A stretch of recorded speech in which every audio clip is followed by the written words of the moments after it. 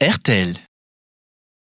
Anio fa 7 ny volana novambra taona 2024 tonga sonety amin'ny fandarana mpanapitra zay karakarainy RTL Madagasikara zay miaraka aminay monsieur le commissaire monsieur Monet fana be tanany ka ao anatin'izay misy olona tsy ampy eto tsy zany fa ny vahiny mpanjifa RTL mandroso ianao tompoko asa monsieur Monet izy ho an'ny sika rehetra zay te indray anjara zay te ohatra anazy dia mampidira fana manomboka ny 1000 ariary ary mampiasa RTL Monet manomboka ny 5000 ariary dia tonga soa eto aminay ianao Ramsey.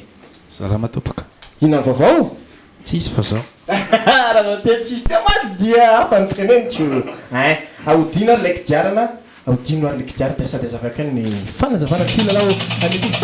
Ary nao manoloko na maty ho atsika rehetra zany ho anazy zany dia manana vitana anankitelo izy. Raha mahazo 1 million d'ariary izy voalohany tonga dia mijanona. Raha mbola tianao izy tsy manino fa zay azo farany eo zany ohatra le maly koa zany azo 1 million tonga azo 1 million zany hoe dia vitatra mihina ny asa Ramsey raha tsy mba diso azafady mpamely tompaka.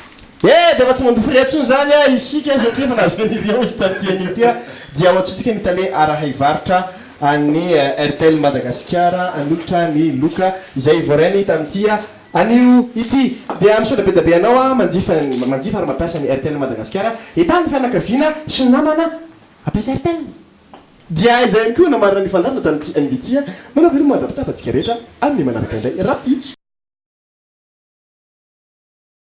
RTL.